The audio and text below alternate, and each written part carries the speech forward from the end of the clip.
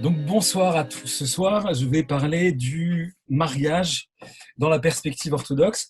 C'est un sujet qui est important, qui est même urgent, parce que dans le monde dans lequel on vit, si notre famille ne devient pas une église, si notre mariage ne devient pas une micro-ecclésia, eh bien, nous risquons de perdre la foi. Nous sommes séparés souvent par une grande distance. Il est beaucoup moins facile qu'autrefois d'avoir une vie paroissiale régulière. Et finalement, nous nous retrouvons beaucoup plus souvent, peut-être que nos ancêtres, à devoir prier ensemble en famille sans pouvoir nous rendre à l'église. Et donc, c'est l'une des raisons pour lesquelles ce sujet est important et urgent. Évidemment, l'autre raison, cela va sans dire, mais mieux en le disant, on est dans un monde qui euh, met tout en avant sauf le mariage traditionnel, le mariage chrétien, dans lequel on est entouré de tout un tas de sollicitations qui ont plus lieu à l'impureté qu'à autre chose. Et donc voilà, c'est sans doute aussi l'une des périodes dans l'histoire du monde qui rend le mariage le plus difficile. Bernanos disait le monde moderne est une conspiration contre la vie spirituelle. Et on pourrait y ajouter, ou le paraphraser en disant c'est aussi une conspiration contre le bonheur conjugal et contre l'amour véritable qui doit être celui des mariés. Comme c'est souvent le cas, cette doctrine orthodoxe du mariage est la voie royale entre des erreurs opposées.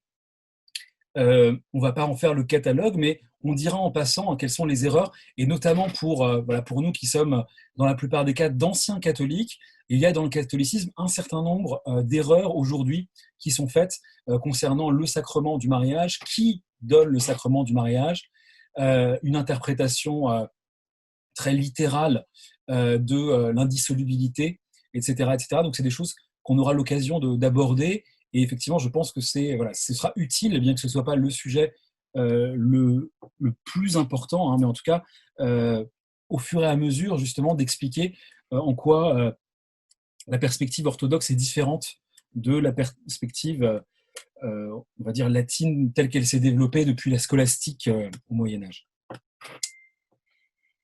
Donc, la première chose dont je voudrais vous parler, c'est du mariage chrétien en tant que tel, en tant que sacrement ou que mystère de l'Église, avec son origine édénique et puis ensuite son développement dans l'Église chrétienne. Ensuite, je voulais parler de questions plus pratiques qui finalement sont plus intéressantes parce que s'il ne s'agit que de doctrine, il suffit d'ouvrir un catéchisme ou une théologie dogmatique et puis on a la description de ce que c'est que le sacrement du mariage d'un point de vue orthodoxe. Moi, ce qui m'intéressera davantage, c'est aussi de m'y intéresser de façon plus pratique. C'est-à-dire qu'est-ce que l'amour conjugal, comment choisir pour ceux d'entre nous qui ont à choisir euh, son épouse ou son époux, selon quels critères choisir son époux ou son épouse. Pour ceux qui sont déjà mariés, comment faire en sorte que le mariage, même s'il est déjà ancien, continue d'être une fête, continue d'être béni, continue de recevoir, d'être innervé, d'être empli de la grâce divine. Et enfin, on parlera de deux questions plus spécifiques, mais on l'évoquera plus rapidement, la question de la compatibilité entre le mariage et le sacerdoce, qui est une particularité de l'orthodoxie, en tout cas par rapport au monde latin actuel. Et puis la question aussi douloureuse pour certains, en tout cas importante, du divorce et du remariage, hein, puisque c'est une des choses qui sont souvent reprochées aux orthodoxes, c'est finalement de faire peu de cas de l'indissolubilité du mariage, puisque par condescendance, par économie, justement par miséricorde envers nos frères qui sont, comme nous tous, faillibles et susceptibles de se tromper et de pécher, l'Église orthodoxe, comme l'Église ancienne, en fait, a toujours admis qu'on puisse le cas échéant, dans des cas précis et toujours dramatiques, avoir une nouvelle bénédiction nuptiale et jusqu'à 3, puisque dans les canons, c'est jusqu'à 3. Donc, la première chose, et finalement ça fait le lien avec la dernière catéchèse qui avait pour sujet le péché originel et dans lequel on a parlé de la Genèse. On voit bien que le mariage a son origine dans la Genèse avant la chute. Et ça, je pense que c'est quelque chose de très important à avoir en tête. On peut considérer que le mariage, c'est finalement le sacrement de l'Éden. Euh, alors, techniquement parlant, on pourrait dire oui, c'est pas vraiment encore un sacrement, puisque l'Église n'est pas encore fondée par Jésus-Christ à ce moment-là, mais en tout cas, c'est une institution qui est aussi vieille que l'humanité, voilà, c'est déjà un mystère qui est comment dire, qui a lieu avant la chute.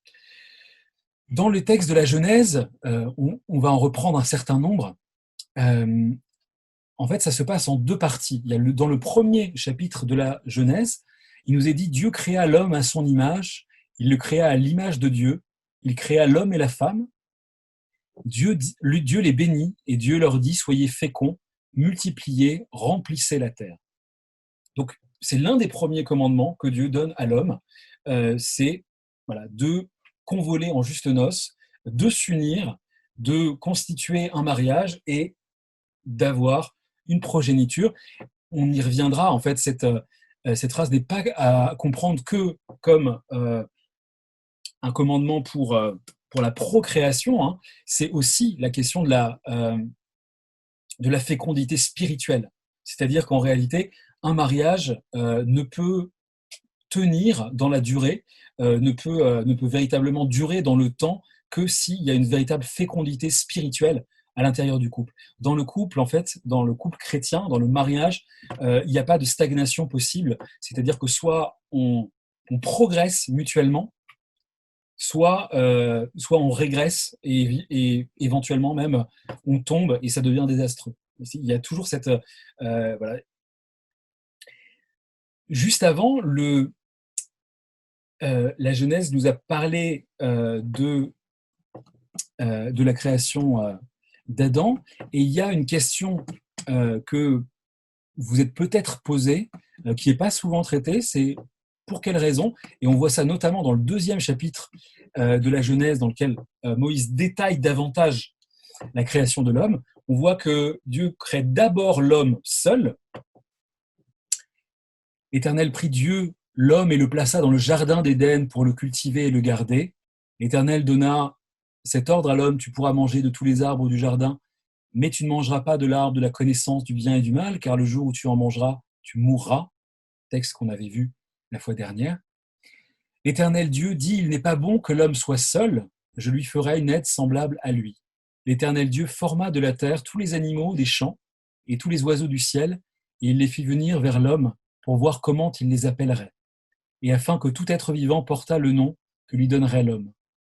Et l'homme donna des noms à tout le bétail, aux oiseaux du ciel et à tous les animaux des champs, et pour l'homme, il ne trouva point d'aide semblable à lui.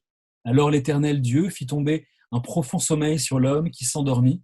Il prit une de ses côtes et referma la chair à sa place. L'Éternel Dieu forma une femme de la côte qu'il avait prise de l'homme et il l'amena vers l'homme. Et l'homme dit, voici cette fois celle qui est os de mes os et chair de ma chair. On l'appellera femme parce qu'elle a été prise de l'homme. C'est pourquoi l'homme quittera son père et sa mère et s'attachera à sa femme, et ils deviendront une seule chair. L'homme et sa femme étaient tous deux nus et n'en avaient point honte. Et donc là, c'est la fin du chapitre 2 de la Genèse. Je disais donc, finalement, dans ce chapitre 2, on voit que la création de l'homme se fait en deux temps. D'abord, Dieu crée l'homme seul, Adam seul, et ensuite seulement, il le fait s'endormir et il tire la femme de lui. Une des interprétations qu'on peut en donner, c'est que ainsi Dieu nous montre dès le commencement, dès la Genèse, avant la chute, quelles sont les deux voies pour l'homme de sanctification, les deux voies de salut. Premièrement, Adam seul, et donc ça c'est la voie qui est la voie des moines, la voie du monachisme, la voie donc du célibat consacré et de l'union d'un homme ou d'une femme seule avec Dieu, et ce qui est la vocation de la plupart des êtres humains, une vocation beaucoup plus répandue, c'est la vocation du mariage.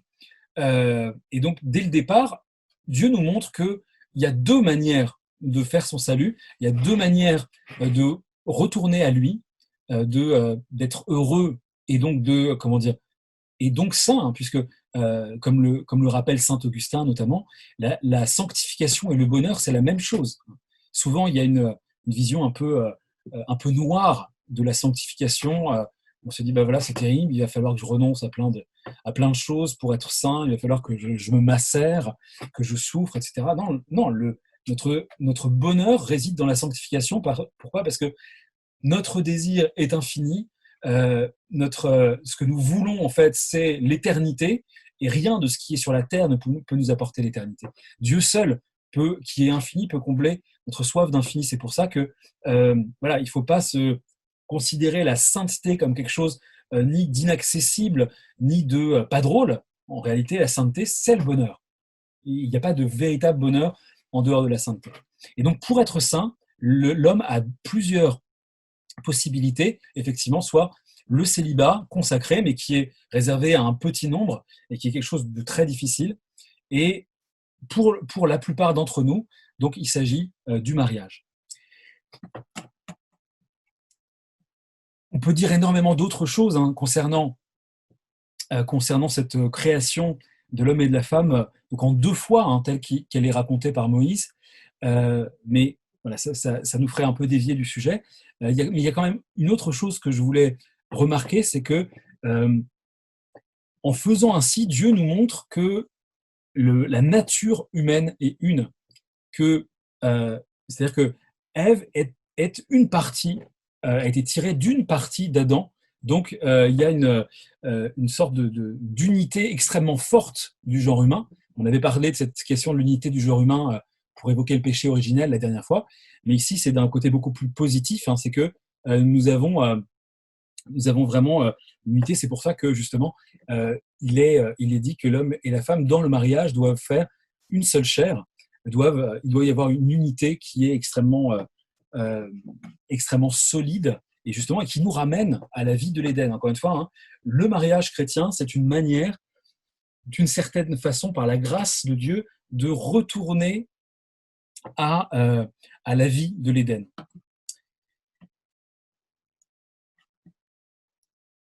Il est aussi dit dans ce même chapitre-là, il n'est pas bon que l'homme soit seul.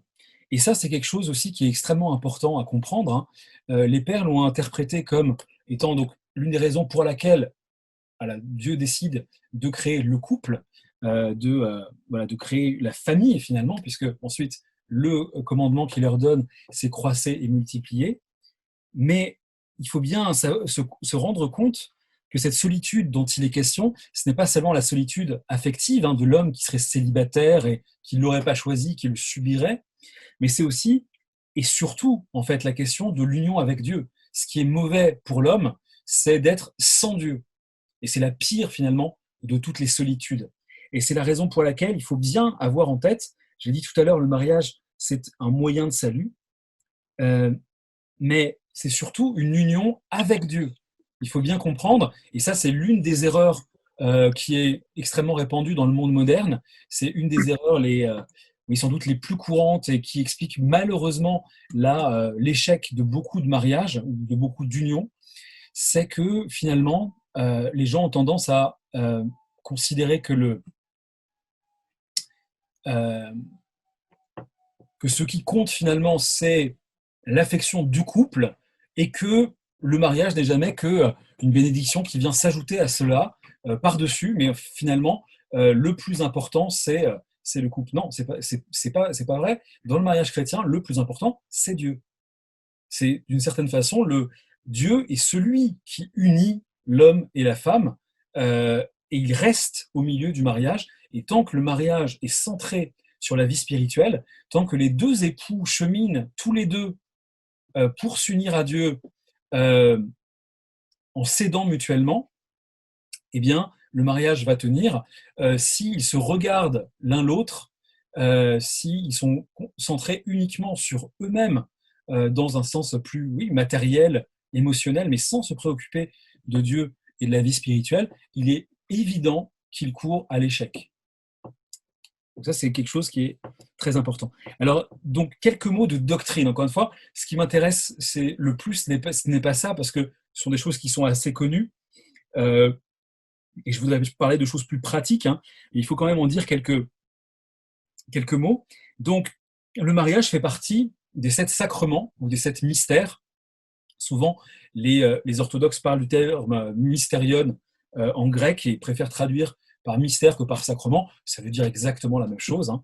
Euh, et donc, comme je le disais, il est le premier qui apparaisse dans l'ordre chronologique, puisqu'il est question donc de ce sacrement dans l'Éden avant même le péché originel, alors que tous les autres sacrements n'existent justement que parce que l'homme est tombé et qu'il a besoin d'être réparé, régénéré, réuni à Dieu par les sacrements de l'Église. Donc c'est l'extraordinaire noblesse du mariage qui est d'être finalement le seul sacrement dont on est sûr qu'il aurait existé même sans la chute. Alors que tout le reste, le baptême, la chrismation, l'Eucharistie, le sacerdoce, etc., c'est des choses qui sont une conséquence de la chute de l'homme et qui nous servent justement comme médicaments pour nous unir de nouveau avec Dieu. Donc, c'est un sacrement, et là, c'est quelque chose de très important à comprendre, c'est que comme tous les autres sacrements, il est donné par l'Église. Et donc, là, c'est la première, c'est la première différence, et sans doute la plus importante, avec la perception catholique, c'est que pour nous, orthodoxes, c'est le prêtre qui donne, par la bénédiction qu'il fait du couple lors de l'office qu'on appelle le couronnement, parce que dans l'Église orthodoxe, c'était le cas d'ailleurs en Occident aussi, hein, lorsque l'Occident était orthodoxe, on voit ça dans les livres d'histoire sur les mérovingiens, on nous dit, voilà, à l'époque mérovingienne, les mariés étaient couronnés, bah oui, parce que c'est du coup toute une très très ancienne qui s'est conservée dans l'Église orthodoxe, pardon, et qui manifeste, enfin, on reviendra plus tard peut-être sur la symbolique des couronnes. En tout cas, c'est c'est un sacrement qui est donné par le prêtre, alors que les latins, depuis la scolastique, pensent que ce sont les époux qui se donnent le sacrement eux-mêmes. Finalement, du point de vue de la théologie scolastique, finalement, le prêtre n'est là que pour enregistrer, que pour servir de témoin, mais finalement, le sacrement est donné, et il est donné mutuellement par les époux. C'est extrêmement étrange parce que voilà, ça voudrait dire qu'un laïc peut donner un sacrement, alors que théoriquement c'est réservé aux prêtres. Enfin bref, c'est pas du tout dans la tradition de l'Église orthodoxe d'avoir cette vision-là. Et de ce fait, et là on peut déjà anticiper un petit peu sur la question du divorce, de la même manière que le prêtre peut lier et délier selon la parole du Christ hein, dans l'Évangile, ce que vous lirez sur la terre sera lié dans le ciel, ce que vous délirez sur la terre sera délié dans le ciel. Ça veut dire que si l'Église peut unir, elle peut aussi reprendre cette union, en tout cas prendre acte de la désunion et donner de nouveau la grâce en cas d'échec justement d'un premier mariage éventuel. Mais on en reparlera dans la question tout à l'heure du divorce. Donc, en tout cas, ce qu'il faut bien comprendre, et c'est vraiment, enfin, s'il n'y avait que ça à retenir de ce que je vous dis ce soir, ce serait sans doute suffisant, hein, c'est que le mariage chrétien, il se fait dans l'Église, par l'Église et pour l'Église. Parce qu'il n'y a que dans l'Église, qui est le corps du Christ, que nous pouvons trouver le salut et que nous pouvons donc trouver le bonheur éternel, la béatitude. Et en dehors de l'Église, ce n'est pas possible. Hein. Encore une fois, on voit bien dans les pères de l'Église que l'une des images de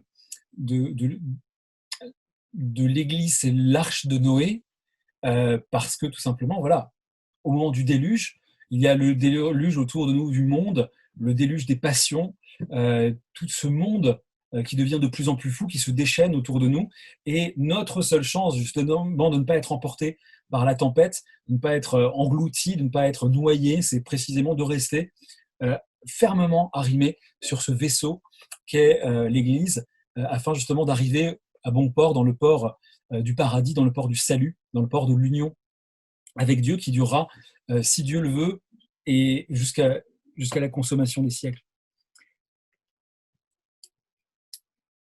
Il faut bien comprendre que c'est la raison pour laquelle, et ça fait partie des choses très très simples à comprendre, c'est que dans la discipline de l'Église orthodoxe, à partir du moment où le mariage chrétien, c'est un sacrement qu'on reçoit de l'Église pour notre salut, eh bien, il est évident que la première condition pour qu'un mariage fonctionne, c'est que les deux soient membres de l'Église.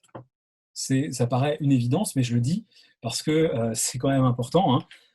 Un mariage orthodoxe, c'est un mariage entre deux orthodoxes. Il peut y avoir des exceptions dans le cas où l'un des autres conjoints est chrétien et s'engage à ce que les enfants soient élevés dans l'orthodoxie, mais ça, c'est vraiment un cas particulier d'exception, ce qu'on appelle d'économie. Hein. C'est-à-dire que la règle habituelle, c'est quand même celle-là, c'est que on doit avoir la même foi, et c'est tout à fait logique, puisque à partir du moment où le but du mariage, en tout cas l'un des buts du mariage, c'est la fondation d'un foyer, eh bien, il faut pouvoir que les deux parents soient d'accord sur la foi pour la transmettre ensuite aux enfants. Puisque à partir du moment où on est marié et qu'on a des enfants, eh bien, on est responsable non seulement mutuellement du salut de son conjoint, c'est-à-dire que Dieu nous demandera des comptes sur le salut de l'autre, parce que si jamais l'autre est en péril, c'est peut-être de notre faute. En tout cas, il faut qu'on soit que les deux membres du couple travaillent dans le même sens pour le bien, pour le perfectionnement, pour la sainteté.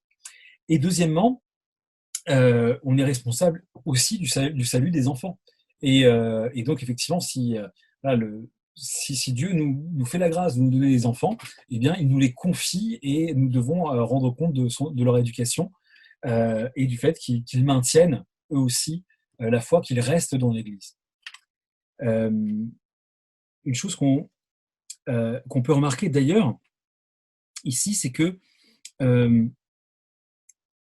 y a une querelle dans l'Église catholique entre on va dire les traditionalistes et les progressistes, entre Vatican I et Vatican II, on pourrait dire, pour savoir finalement quel est le but premier du mariage. Traditionnellement, dans le catéchisme, on va dire simple et lisse, on disait la finalité première du mariage, c'est la conception d'enfants et l'amour mutuel, le secours mutuel, l'affection du couple, c'est quelque chose de secondaire. Avec Vatican II, on a inversé en disant finalement ce qu'il y a de premier dans le mariage, c'est l'amour du couple, c'est le secours mutuel, et la procréation, le fait d'accueillir et d'élever les enfants ne vient qu'ensuite. Mais je pense que les deux sont faux, ou plutôt que l'affection mutuelle et la procréation sont en réalité indissociables. Et d'ailleurs, on voit ça dans les deux premiers chapitres de la Genèse. C'est-à-dire que dans le premier chapitre, on parle de la création de l'homme en général, sans entrer dans les détails, en disant il les créa hommes et femmes, ou mâles et femelles, dans certaines traductions. Il dit voilà, croissez et multipliez, emplissez la terre, soumettez-la. Et dans l'autre récit, chapitre 2, qui est le récit plus détaillé de la manière dont Dieu a créé l'homme et la femme, eh bien, on parle donc du sommeil d'Adam, et la chose qui est dite, c'est « Il n'est pas bon que l'homme soit seul, faisons-lui une aide semblable à lui ». Et en fait, à partir du moment où, dans un cas, c'est la narration générale, et dans l'autre cas, c'est la narration détaillée, on ne peut pas dire qu'il y a une hiérarchisation qui soit faite par Moïse entre les deux finalités du mariage. Et donc, je pense que, en tout cas, le point de vue orthodoxe, c'est que les deux sont vraiment indissociables. On se marie à la fois pour obtenir justement une aide dans le salut, pour être deux dans ce combat justement qu'on mène pour le salut de notre âme, contre les démons, contre nous-mêmes, contre nos propres mauvais penchants. On est deux à lutter, on est deux athlètes dans la même arène, et aussi, évidemment, c'est pour fonder un foyer chrétien. Et je pense que la meilleure preuve finalement que les deux sont indissociables, et qu'il n'y a pas véritablement de d'hiérarchie entre les deux, c'est que l'Église n'a jamais considéré comme nulles les unions de personnes qui ne peuvent pas avoir d'enfants. La stérilité n'est pas enfin, si elle est connue des deux côtés, évidemment, il ne s'agit pas de cacher à l'autre qu'on est stérile, auquel cas, effectivement, il y aurait tromperie, et dans ce cas-là, le mariage ne serait pas valide. Mais voilà, s'il y a une stérilité d'un côté ou de l'autre, mais qui est admise et acceptée par l'autre conjoint, eh bien, comment dire, il n'y a aucun empêchement à ce que le mariage ait lieu, alors qu'on sait bien qu'il n'y aura pas de descendance. C'est pour ça que je vous disais tout à l'heure, en fait, l'injonction du Seigneur qui dit croissez et multipliez, il est à entendre bien sûr dans ce sens de la procréation physique d'enfants, voilà, le plus qu'on peut en recevoir, en les élevant du mieux qu'on peut chrétiennement, et en collaborant justement autant qu'on peut à ce qu'ils soient aussi des chrétiens et qu'ils soient aussi sauvés, et que aussi ensuite puissent voilà, propager l'Église encore, hein, à travers le temps. Mais c'est aussi la fécondité spirituelle qui est très importante, hein. C'est que voilà, il faut être fécond dans son mariage, c'est-à-dire que voilà, on ne peut pas se contenter de se dire bon, vous voyez, maintenant on est marié, il n'y a plus rien à faire, et de rentrer dans une sorte de train-train, dans une sorte d'habitude, comme ça, en disant bon, bah, c'est acquis, tout va bien, je suis marié, j'ai mes enfants, j'ai mon travail. Non, il faut prendre soin de ce sacrement de mariage, parce que comme tous les sacrements, justement, il ne peut être véritablement efficace pour notre salut que si véritablement on collabore avec lui, si notre volonté arrive en synergie avec la volonté de Dieu, et que voilà, nous travaillons vraiment sur cette grâce qu'on a reçue le jour de notre mariage, si on est marié, ou qu'on recevra si on ne l'est pas encore et qu'on va se marier, qu'on collabore avec cette grâce justement pour la faire fructifier, et pour avancer justement de plus en plus dedans. Alors, ce que je dis vous paraît peut-être abstrait, mais il y a quelque chose de très simple à savoir, c'est que c'est quoi le fondement donc de cette union de l'homme et de la femme dans le mariage chrétien? C'est la prière. En fait, il faut bien comprendre ça. C'est-à-dire que se marier en tant qu'orthodoxe, ça veut dire vouloir faire le combat à deux. Et donc, la règle numéro un, c'est que une union chrétienne orthodoxe, ça signifie donc des prières communes en famille. Et c'est à ça qu'on peut mesurer la santé d'un couple chrétien, hein. C'est est-ce que ce couple passe du temps ensemble, à deux d'abord, et puis si on a des enfants, avec les enfants, à prier. S'il n'y a pas de prière, l'âme s'asphyxie, et finalement, ce qui risque de se produire, c'est que justement, l'union soit seulement humaine, soit sûrement charnelle, et à partir de ce moment-là, voilà, les sentiments vont se tarir. Et à ce propos-là, c'est très important de se rappeler, je ne vais pas relire tout le passage parce qu'il est assez long, je vais seulement l'évoquer, que le premier miracle, on voit ça dans l'évangile de Saint Jean, le premier miracle du Seigneur a eu lieu à Cana de Galilée lors d'une noce. Rappelez-vous, quel est ce miracle? C'est que finalement, il manque de vin, il y a beaucoup d'invités, sans doute plus qu'il n'en était prévu, et la soirée se passe bien, tout le monde est heureux et fait la fête, et les mariés se mettent à manquer de vin, et donc c'est un problème qui commence à avoir lieu, parce qu'en tant que bonne hôte orientaux, ils veulent que tout le monde soit rassasié et ait suffisamment de quoi manger et boire. Et comme vous vous en rappelez sans doute, donc c'est la Mère de Dieu qui va insister, on va dire, auprès de son fils pour qu'il fasse quelque chose.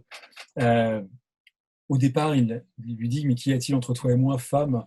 Mon heure n'est pas encore venue. » Et finalement, voilà, il ne peut pas résister à la supplication de sa mère, et donc il va transformer de l'eau en vin. Les pères de l'Église nous donnent de ce miracle. Alors c'est un miracle bien sûr qui a vraiment eu lieu, hein. Le Christ a véritablement à Cana transformé l'eau en vin, mais qui a aussi, nous disent les pères, un sens spirituel. C'est que dans un couple, si on ne compte que sur les sentiments humains, eh bien, au bout d'un moment, le vin va manquer. Si on ne s'enivre que de passion humaine, que de sentiments amoureux purement humains, eh bien, ça va partir. Et la seule manière, justement, que le vin continue de nous enivrer, que le vin de l'amour dans le mariage continue de nous enivrer, et ce pour toujours, hein, eh bien, c'est que ce soit Dieu qui intervienne, que ce soit le Christ qui renouvelle cette fontaine de l'amour qui, d'un point de vue seulement humain, se tarit. Et là, je fais une parenthèse qui est très très importante. Vous savez que la langue française est une langue magnifique, mais en ce qui concerne les mots qui désignent l'amour, elle est beaucoup plus pauvre que d'autres langues, notamment le grec a 3 verbes pour dire aimer. Il y a l'éros, c'est donc ou 3 mots pour désigner l'amour, hein, c'est l'éros, donc l'amour entre hommes et femmes précisément, l'amour qui a donné l'adjectif érotique en français, hein, donc c'est-à-dire l'attirance physique entre un homme et une femme. Il y a philein, c'est l'amitié, et puis il y a agapé qui est l'amour inconditionnel, celui justement du Christ pour l'Église, celui des parents pour leurs enfants aussi quand ils les aiment véritablement, c'est-à-dire un amour qui est au-delà de toute mesure et de toute condition. C'est le plus grand d'amour. En français, on n'a pas cette distinction, et de fait, et puis aussi on a toute la culture romantique du 19e qui s'est développée, et qui a beaucoup influencé les gens, et de ce fait, en fait, on confond extrêmement souvent dans le langage quotidien, et même dans ce que l'on vit, le sentiment amoureux et l'amour. Or, il est absolument fondamental de ne pas confondre les deux. Le sentiment amoureux, c'est un état passionné de l'âme, une attirance extrêmement forte et extrêmement obsessionnelle pour quelqu'un. Ce sentiment-là, il est par essence fugitif. Il est par essence éphémère. On ne peut pas rester amoureux comme on l'est voilà, d'un coup de foudre avec cette intensité-là, etc. Ça ne peut pas durer toute la vie parce que ça nous prend toute notre pensée, ça devient obsessionnel, etc., etc. Est-ce que ça veut dire les, que les mariés qui ont passé ce stade et qui continuent de s'aimer quand même s'aiment moins? Pas du tout. C'est simplement que cette phase passionnelle a été un appel, a été une première étape qui les a fait se reconnaître. Et effectivement, on dit souvent que l'amour, dans le sens amoureux, hein, l'amour coup de foudre, ce sentiment très intense est complètement illusoire. Je pense que c'est pas absolument vrai. C'est-à-dire que d'un côté, on peut peut-être s'illusionner et idéaliser l'autre. Ça arrive très souvent, ce qu'explique Stendhal hein, dans De l'amour, quand il parle de la cristallisation amoureuse. Et en même temps, je pense que lorsque l'on est sincèrement épris de quelqu'un, on va, sans s'en rendre compte, le voir avec les yeux de Dieu. C'est-à-dire que si on le voit sans défaut, c'est parce que on perce le projet qu'a Dieu pour lui dans cet état justement d'émotion intense qui est le nôtre dans le début de la relation, justement dans le moment d'intensité de l'éros qui nous porte l'un vers l'autre, de ce sentiment amoureux. Mais encore une fois, le problème, c'est que cette sorte d'état de grâce dans le couple ne peut pas durer. Et le problème, c'est que les gens qui confondent le sentiment amoureux et l'amour qui, lui, vient de la volonté, qui, lui, est issu d'un projet commun, qui, lui, justement, est alimenté par la grâce du mariage que nous donne Dieu, que nous donne le Seigneur Jésus-Christ, eh bien, si on confond les deux, on va vers de terribles déceptions et surtout des divorces. Aujourd'hui, les gens qui divorcent expliquent, si on leur demande pourquoi ils le font en général, hein, ah oui, mais je ne l'aime plus. Bah, si tu ne l'aimes plus, réponds-je sans doute, souvent, c'est que tu ne l'as jamais aimé. Le véritable amour, il est depuis toujours et pour toujours. On ne négocie pas avec l'amour véritable. Le Christ Dieu qui nous aime ne peut pas arrêter de nous aimer. Même les damnés, ils continuent de les aimer simplement de par ce qu'ils ont fait et de par sa justice aussi. Eh ben, ils resteront malheureusement éloignés de lui, mais ce n'est pas de la haine. Dieu n'arrête pas d'aimer, et le véritable amour, précisément, n'a pas de fin. le véritable amour ne s'arrête pas. Et donc, en revanche, ce qui peut s'arrêter, effectivement, c'est le sentiment amoureux passionnel.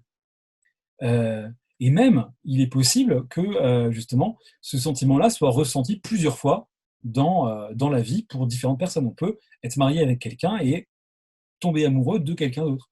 Mais ça ne veut pas dire qu'on n'aime pas son mari.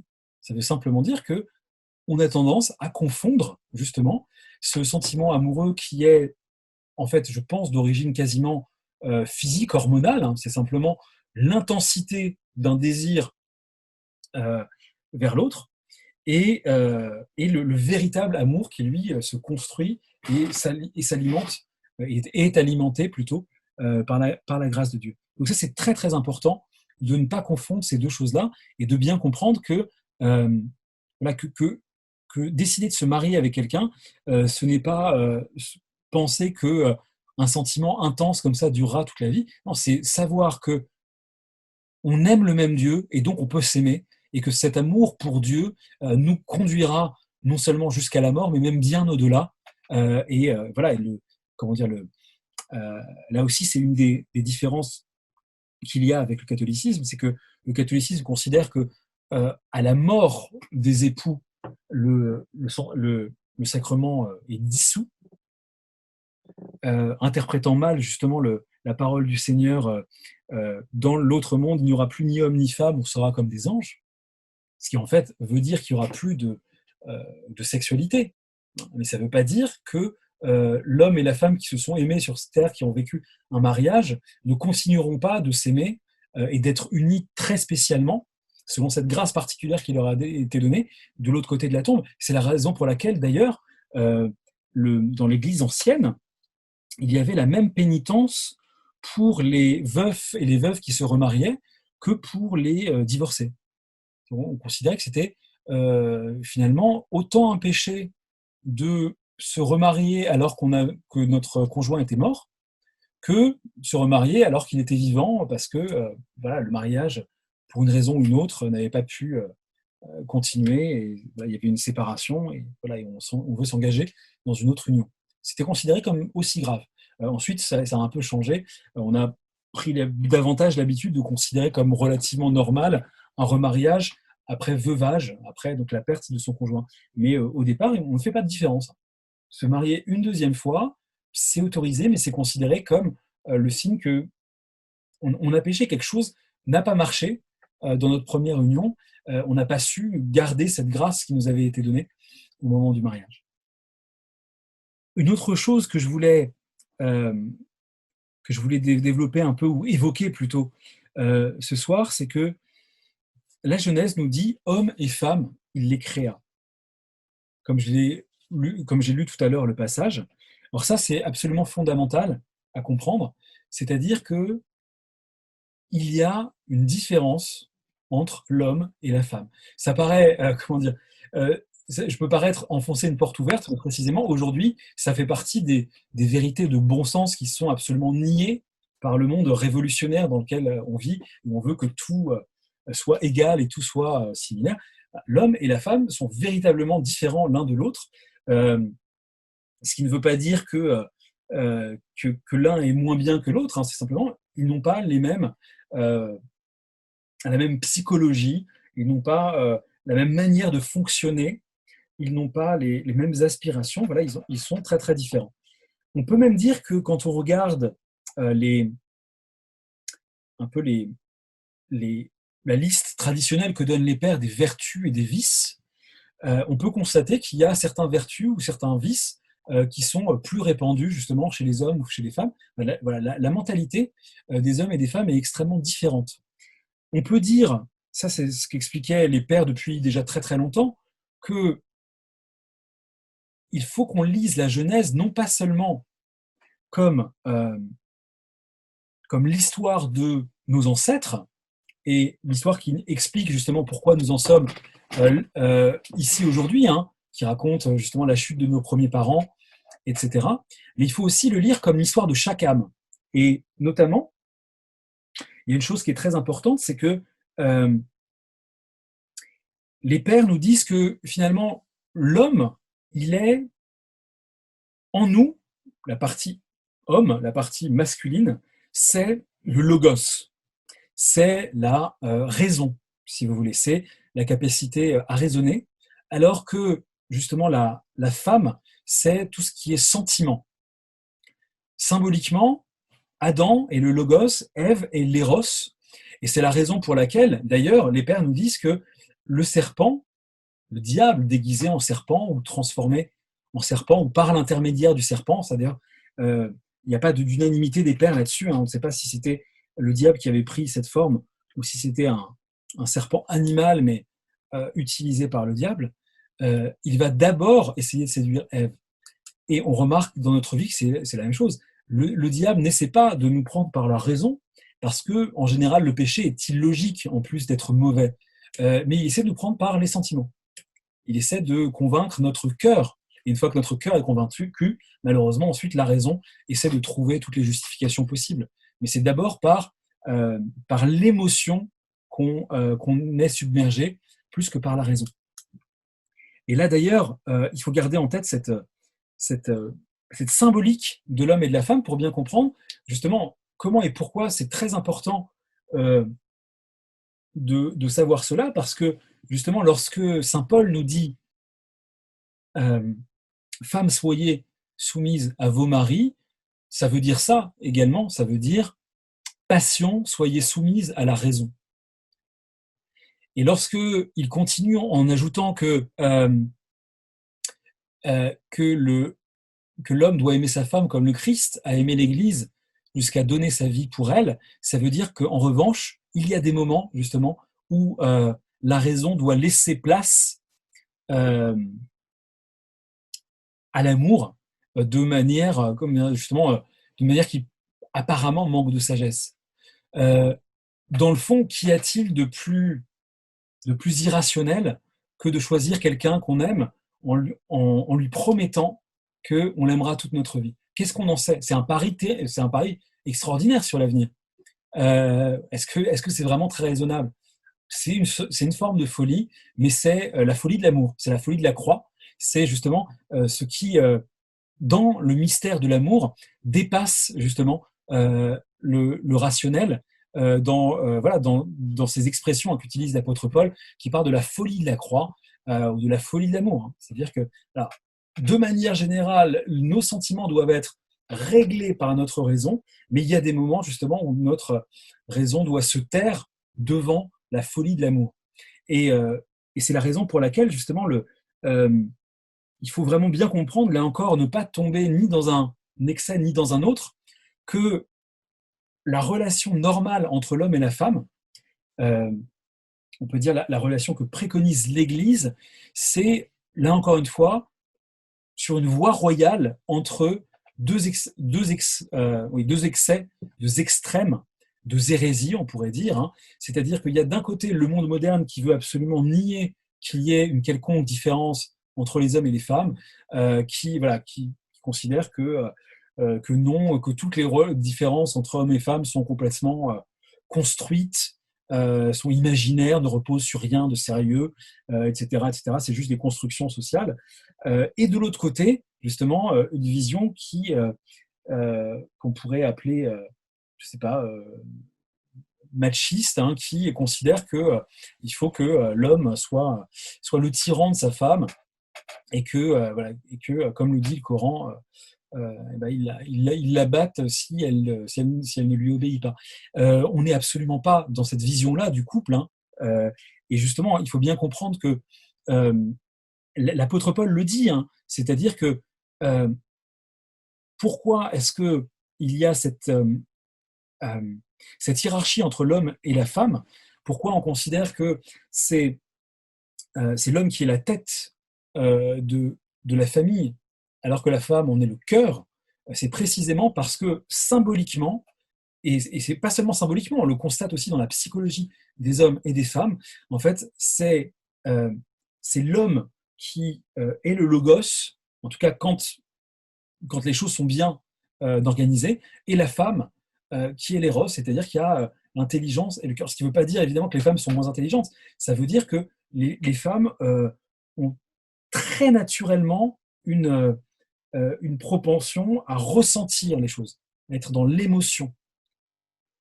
Les hommes sont beaucoup moins émotionnels et donc ils vont vivre voilà, les mêmes choses, justement, de façon plus détachée s'il arrive des événements, etc., etc.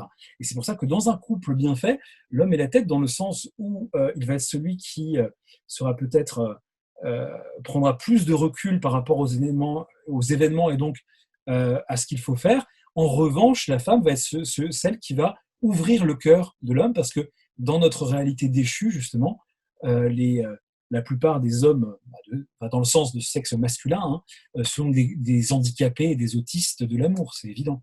C'est le péché numéro un de l'homme, du mal, c'est l'égoïsme, c'est l'égocentrisme, c'est c'est le repli complet sur soi, le manque de communication. C'est vrai dans 99% des couples, hein, qu'est-ce qui se passe? Il y a l'homme qui ne dit rien et sa femme qui dit mais pourquoi tu me parles jamais? C'est un truc, c'est évident. Voilà. Et nier ça, comme le fait le monde moderne, c'est simplement vivre dans une espèce de monde imaginaire, de fantasme de monde qui n'existe pas. Les hommes ne sont pas les femmes ne sont pas les hommes, ils n'ont pas la même manière de fonctionner, la même psychologie, ils n'ont pas le même rôle non plus, justement, dans la famille. Et c'est la raison pour laquelle, effectivement, il y a cette, oui, c'est cette différence des genres. Voilà, les hommes et les femmes ne sont pas bons dans tous les domaines de la même manière et de manière interchangeable. Donc, encore une fois, ce qui ne veut pas dire que les femmes sont inférieures aux hommes de manière générale, comme le pensent les musulmans, par exemple. Évidemment, c'est pas du tout ça. Donc ça, c'était aussi quelque chose d'important. D'ailleurs, en parlant de ça, pour ceux qui seraient intéressés par ce que je viens de dire sur la question de la psychologie, je vous conseille un bouquin qui est très très bon et qui n'est pas du tout écrit d'un point de vue chrétien, en revanche, mais c'est lui. Les hommes viennent de Mars et les femmes de Vénus. Donc écrit par un psychologue américain. C'est de la vulgarisation psychologique. C'est pas vraiment écrit d'un point de vue chrétien, mais ça me semble extrêmement pertinent sur tout ce qui est psychologie des hommes et des femmes. Et j'insiste beaucoup là-dessus parce que je me rends compte que finalement, même si on est chrétien, même si on est orthodoxe, même si on a une très bonne doctrine et qu'on est très bien formé sur ce qu'est le mariage du point de vue sacramentel, eh ben on peut être complètement perdu sur des questions psychologiques parce que les hommes fonctionnent comme des hommes et ne comprennent pas que les femmes fonctionnent comme des femmes et réciproquement. Voilà. Je vous prends un exemple très simple, c'est un exemple qui est pris justement par John Gray dans son livre. Mais par exemple, si un homme connaît des problèmes dans son travail, s'il y a des choses qui se passent mal, etc., il rentre chez lui, il veut penser à autre chose. Donc il fera autre chose, il va, peu importe ses activités. S'il regarde la télé, il regardera peut-être la télé. Je ne le conseille pas, parce qu'il vaut mieux ne jamais regarder la télé. Hein, c'est Satan à la maison, mais bon, c'est un autre problème. Mais voilà, il va faire autre chose. Il va surtout pas avoir envie d'en parler. Alors qu'à contrario, une femme, si elle connaît des difficultés, etc., la première chose qu'elle va avoir envie de faire, c'est d'en parler. Ça fait partie des différences de fonctionnement très simples entre hommes et femmes.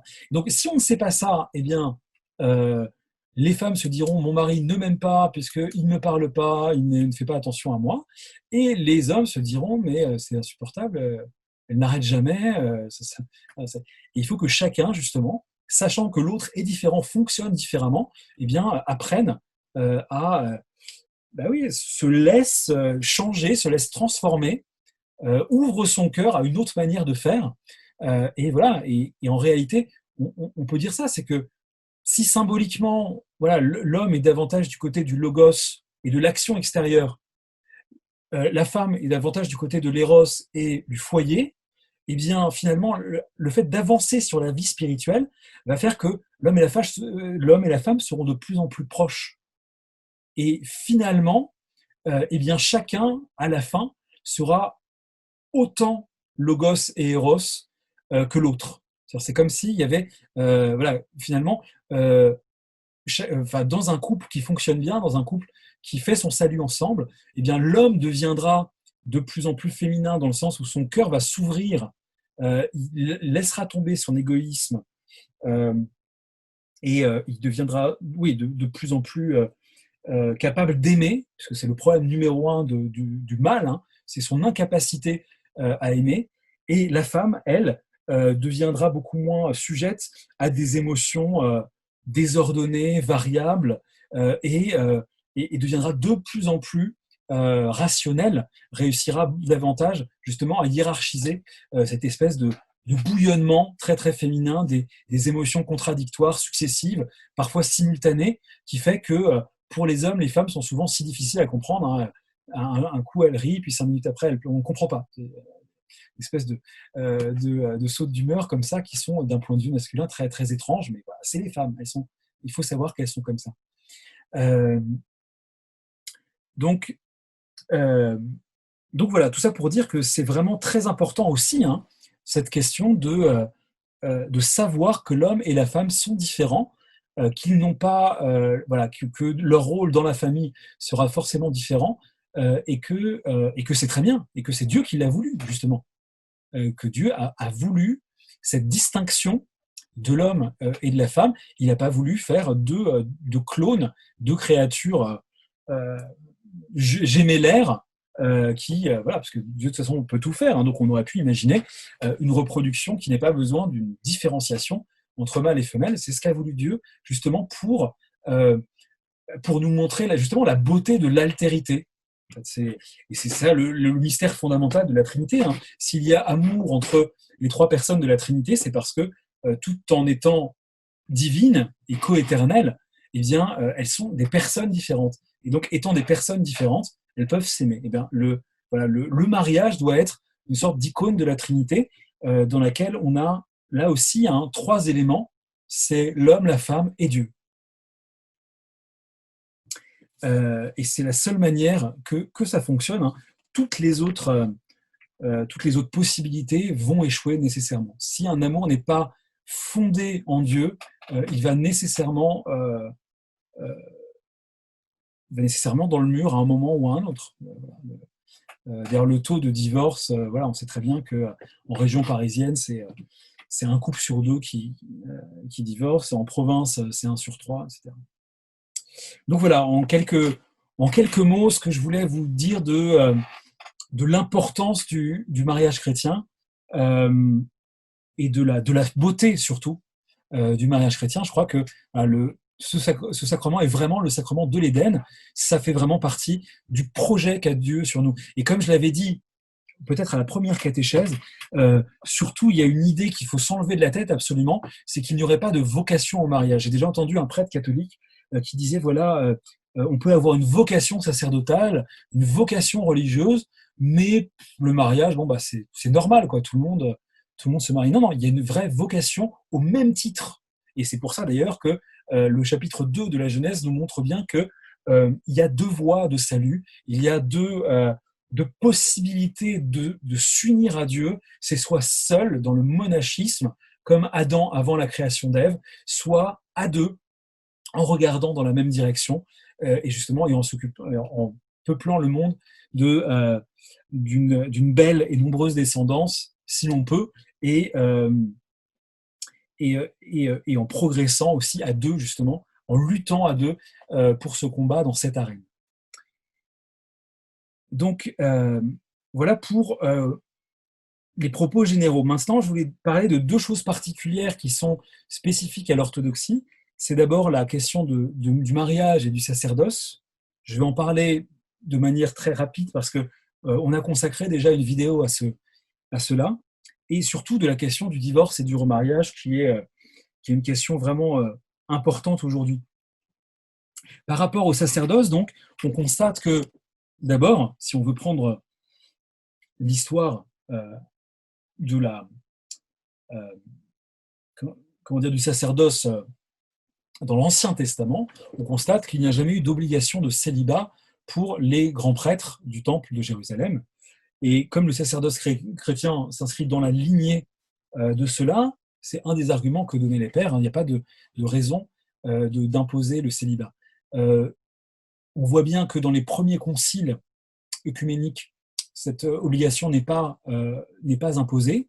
On voit qu'au premier concile de Nicée en 325, Saint Paphnus, qui pourtant lui-même était moine, a dit que on ne pouvait pas imposer le célibat à tous les prêtres. Parce qu'en fait, à l'époque, ce qu'il voulait faire, c'était quelque chose qui se passait déjà dans certains diocèses, en Afrique et à Rome, hein, c'est que lorsqu'un homme était élevé au sacerdoce en étant marié, on lui demandait de s'engager à se séparer de sa femme, physiquement. Et donc, ce que disait Paphnus, c'est que non, que le mariage est saint et béni, la couche nuptiale est sans péché, et qu'il n'y a aucune raison d'imposer aux hommes mariés de ne plus, enfin, de se séparer de leur femme. Mais bon, ça, c'est quelque chose que j'ai déjà développé dans une vidéo, donc je le dis simplement très rapidement en passant. Et j'en arrive donc à cette question du divorce et du remariage.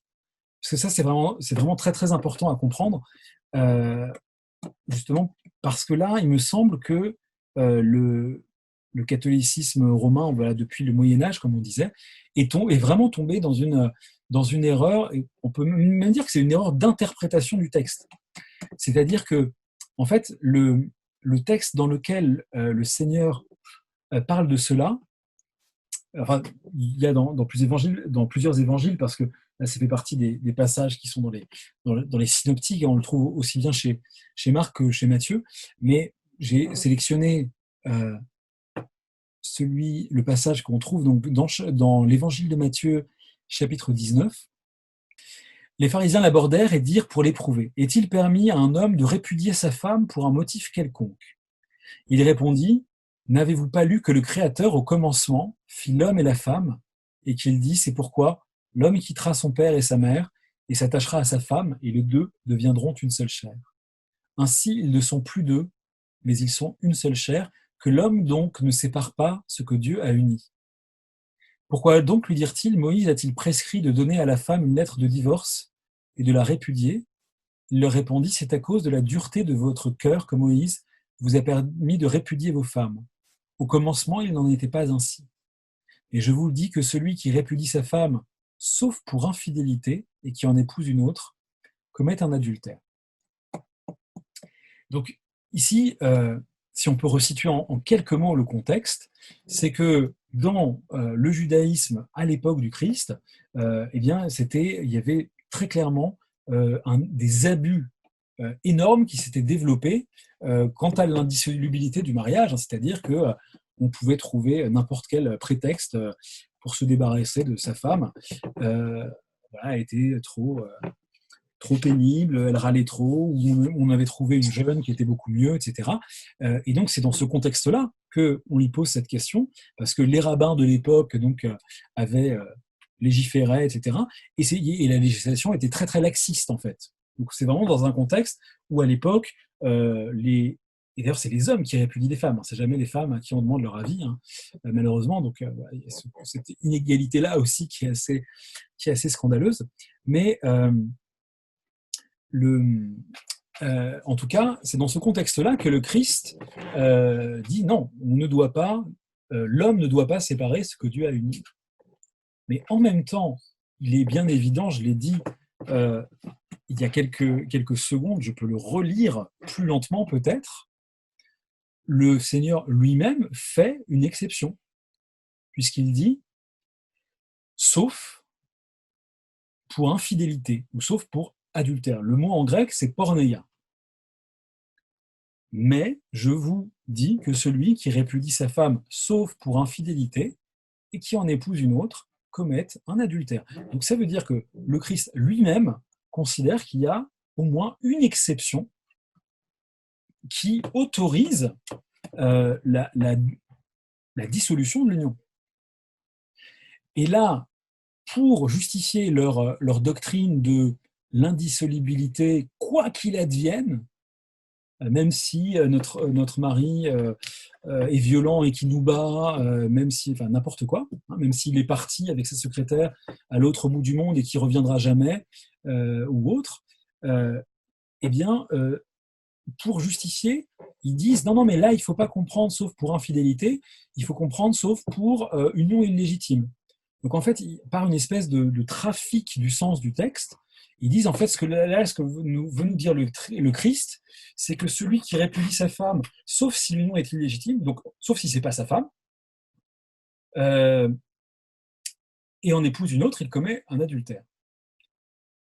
Si on prend le sens qu'essaient de donner à ce passage les catholiques, en fait, on se retrouve devant un texte qui n'a ni queue ni tête, qui est ridicule. Parce que je le refais dans l'interprétation catholique, ils disent euh, si quelqu'un répudie sa femme, sauf si c'est pas sa femme, sauf si en fait il vit avec elle sans que ce soit sa femme, et en épouse une autre, il commet un adultère. Ça n'a pas de sens. On ne peut pas répudier quelqu'un qui n'est pas notre femme. Donc il est évident que cette interprétation, cette exégèse euh, des latins, je vous dis depuis le Moyen Âge, ne tient pas. La seule exégèse possible, c'est celle qu'ont toujours faite les pères de l'Église, c'est-à-dire que le Christ lui-même estime qu'il y a une exception. C'est-à-dire qu'en gros, ce qu'il est en train de dire aux pharisiens, c'est on ne peut pas trouver tous les prétextes du monde pour divorcer de sa femme, c'est trop facile. C'est pas bien, c'est un péché, vous faites vraiment n'importe quoi. En revanche, si effectivement sa femme est adultère, là on peut comprendre qu'il puisse y avoir un divorce légitime et un remariage ensuite qui sera légitime. Ce qui d'ailleurs n'a jamais été interprété par l'Église orthodoxe comme signifiant que dans tous les cas, l'adultère est impardonnable. Évidemment, la perfection du mariage, la perfection de l'amour étant de pardonner, il est évident que si dans un couple chrétien, l'un ou l'autre tombe dans l'adultère, évidemment, le mieux, c'est de lui pardonner et de continuer quand même dans cette grâce du mariage. Et disons que voilà, si de manière habituelle, et encore une fois, souvent c'est simplement voilà, un des conjoints qui quitte l'autre et qui refait sa vie avec une tierce personne. Dans ces cas-là, comment voulez-vous imposer aux gens, reste fidèle à cet homme ou à cette femme qui est parti refaire sa vie à l'autre bout du monde, qui a un autre foyer, ils ne reviendront pas. Donc ça n'a aucun sens, pastoralement, d'obliger quelqu'un qui a été, dont le conjoint est parti, avec quelqu'un d'autre à refaire sa vie, lui dire ah bah non, bah, tu dois lui rester fidèle quand même, tant pis, tu peux pas te remarier, tu es coincé. Ça crée des situations pastorales complètement délirantes. Et encore une fois, ce n'est basé ni sur l'écriture sainte, puisqu'on vient de voir que ce passage ne peut pas s'interpréter autrement que la façon dont ont toujours interprété les pères, c'est-à-dire que le divorce et le remariage sont possibles, ils ne sont pas souhaitables, évidemment. Hein, c'est toujours un péché qu'un mariage échoue. C'est toujours qu'il y a des choses qui ont été, qui n'ont pas été d'un côté ou de l'autre, et généralement des deux côtés. Hein. C'est quand même, ça m'étonnerait beaucoup que dans un couple, il y ait un innocent et un coupable. Hein. Ça voudrait dire qu'il n'y a pas de péché originel. Donc, il y a forcément des torts des deux côtés. Mais en tout cas, cette espèce de focalisation sur l'idée que dans n'importe quel cas, tous les mariages seraient absolument indissolubles, même si l'autre est parti pour faire sa vie ailleurs et qu'il n'y a aucune possibilité pour qu'il revienne, tout ça, c'est des choses qui ne sont pas traditionnelles et qui sont même, je pense, complètement inhumaines. C'est-à-dire que ça met les gens dans des situations absolument impossibles. Et donc, on voit bien ça d'ailleurs dans les textes de Saint Basile, ce qu'on appelle les canons de Saint Basile, euh, qui sont donc un recueil de prescriptions canoniques, que faire dans. Voilà, c'est une œuvre pastorale, que faire dans tel ou tel cas, si quelqu'un commet tel ou tel péché, etc. Et il est évident, comment dire, et on voit bien que dans ces canons de Saint Basile, il est question de que faire quand quelqu'un a divorcé et veut se remarier à l'Église. Et c'est tout à fait admis après pénitence, hein, parce qu'encore une fois, il ne s'agit pas de dire, et c'est pour ça que voilà, certains catholiques sont un peu, comprennent pas vraiment ça, hein, il ne s'agit pas de dire qu'on ne croit pas à l'indissolubilité du mariage ou qu'on considère que le divorce, c'est pas grave. Non, le divorce, c'est vraiment dans les cas où malheureusement, il n'y a pas d'autre choix. Hein. Voilà, on a fait tout ce qu'on pouvait pour que ça fonctionne, mais là, ça n'a pas pu fonctionner pour des raisons graves. Hein. Toi, le Christ mentionne l'adultère parce qu'il est l'un des signes qu'il y a un problème énorme dans le couple et qu'il y a une désunion des âmes et donc des corps. mais évidemment, ça peut être pour d'autres raisons graves, comme voilà, la violence physique, euh, voilà, ou encore la disparition d'un conjoint. Il y a des cas comme ça où voilà, il y a des hommes qui ne revenaient pas de la guerre, on ne savait pas s'ils étaient morts, s'ils avaient refait leur vie ailleurs, etc. etc. Bon, voilà, au bout d'un moment, l'Église dit bon, bah, ok, on autorise un autre mariage parce que la pauvre femme qui n'a pas de nouvelles de son mari depuis 10 ans, on va peut-être pas non plus la laisser comme ça jusqu'à sa mort. Euh, donc voilà euh, pour cette question pastorale du divorce et du remariage. Euh, J'ajoute un point de doctrine, hein, c'est-à-dire que, comme je disais tout à l'heure en commençant, la grâce, euh, la grâce sacramentelle du mariage nous est donnée par l'Église. Ce n'est pas les époux qui se la donnent mutuellement. Et donc, l'Église peut délier ce qu'elle a lié, ou plutôt constater euh, voilà, que l'union, malheureusement, n'est plus là, que l'un des deux ne remplit plus comment dire, les conditions pour que le couple tienne. Et dans ce cas-là, effectivement, peut prendre acte de la séparation et autoriser un autre mariage. Parce qu'encore une fois, les successeurs des apôtres, qui sont les évêques et les prêtres, qui sont les délégués des évêques, ils ont donc ce pouvoir de lier et de délier.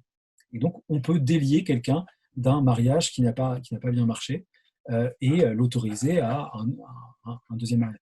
D'autant plus, et là, j'ai quelques, quelques remarques encore plus pratiques hein, sur des cas particuliers, mais cette pastorale est d'autant plus, enfin la pastorale des latins est d'autant plus dommage que, en général, ce qui se passe, c'est que euh, souvent, les gens qui veulent se remarier une deuxième fois à l'église, en fait, leur deuxième mariage est beaucoup plus chrétien. C'est-à-dire qu'ils se sont mariés une première fois jeunes, souvent ils n'étaient même pas encore convertis, ils se sont mariés à l'église comme ça parce que c'était la tradition, mais sans trop y croire.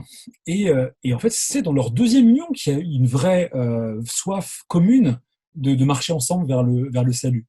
Et c'est ces unions-là qu'on devrait considérer comme impossibles ou illégales, etc. Non, c'est absolument impensable.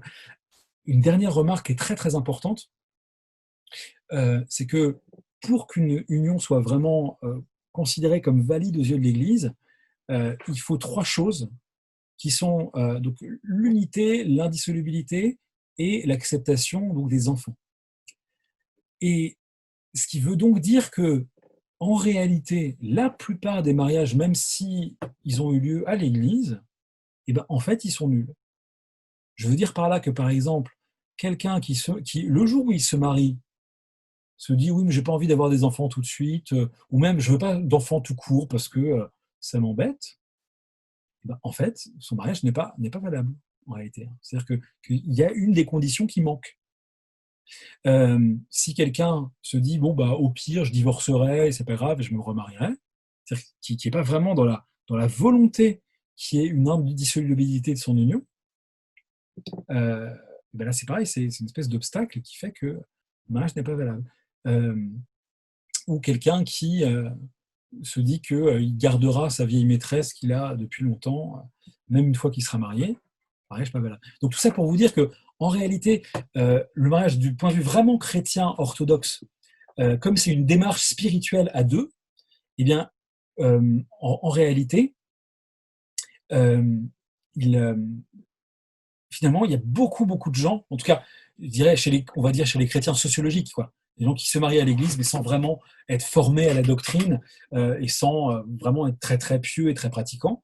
Et ben finalement, ils se retrouvent coincés parce qu'on leur dit bah non, t'es déjà marié, ça. Mais en fait, ils n'avaient pas la maturité et en réalité, leur mariage n'était pas valide parce que tous les critères en fait n'étaient pas remplis. Ah oui, alors, pour répondre à Sophie, donc unité, indissolubilité et acceptation des enfants. Voilà, les trois, c'est les trois critères qui font que l'union est vraiment valide et repose sur des choses solides, quoi. C'est encore une fois, hein, il faut bien comprendre que d'un point de vue chrétien, quelqu'un qui dirait je veux bien me marier, mais je veux pas d'enfant, c'est pas un mariage, quoi. Je veux dire, s'il trouve un prêtre naïf ou un prêtre à qui il a menti, parce que c'est pas forcément de la naïveté, hein, il peut dire au prêtre oui, oui, bien sûr, mon père, j'accepte d'avoir des enfants, puis en fait, il a prévu d'utiliser toute sa vie la contraception et de ne jamais avoir d'enfant. Dans ce cas-là, en fait, ce n'est même, enfin comment dire, la grâce, elle ne passe même pas, si vous voulez. Euh, il y a une sorte de mensonge, et donc le, le mariage n'est pas un véritable mariage. Donc voilà, donc c'était juste aussi pour cette remarque-là, c'est-à-dire que voilà, non seulement en réalité dans sa pastorale, l'Église orthodoxe accepte parce qu'on est faible, parce que voilà, la vie peut réserver de mauvaises surprises, qu'on puisse divorcer et se remarier à l'Église dans certains cas, même si encore une fois, hein, bien sûr qu'on ne l'encourage pas. Mais en plus, et c'est pour ça que je voulais finir là-dessus, il se trouve qu'il y a beaucoup de cas où en fait, ce qu'on pense être des mariages tout à fait, des premiers mariages tout à fait valides, en fait ne le sont pas s'il n'y avait pas une de ces conditions-là. Et aujourd'hui, en fait, c'est très, très rare de trouver quelqu'un qui vraiment, quand il se marie, veut passer le reste de sa vie, et même après sa mort, avec la personne qu'il a choisie, quelqu'un qui vraiment veut avoir des enfants autant que Dieu lui en donnera, et qui voilà, et qui sait que qu'il faudra qu'il lutte pour la fidélité, qu'il ne commette jamais aucune infidélité. Je pense que c'est très rare des gens qui se marient dans cette perspective-là. Donc voilà, donc même du point de vue comment dire d'un autre point de vue, on pourrait même dire qu'il y a beaucoup d'apparents divorces et remariages qui sont en fait une première union qui n'était pas un vrai mariage, où la grâce n'était pas passée parce que vraiment l'un des deux prenait pas le christianisme suffisamment au sérieux, ou même les deux. Et le seul vrai mariage, en fait, c'est la deuxième union, où là, les gens sont plus mûrs et ont vraiment la volonté, en fait, de cheminer ensemble, euh, voilà, en Dieu, avec Dieu, vers le salut. Donc voilà, autrement dit, pour conclure, je dirais qu'il faut vraiment se rendre compte que le mariage, c'est non seulement le fondement de la société séculière, sans mariage, pas d'enfants, sans enfants, pas de descendance, le monde s'arrête, mais en plus, il est véritablement une voie de sainteté, au même titre que le monachisme, hein. Le véritable mariage, ce n'est pas donc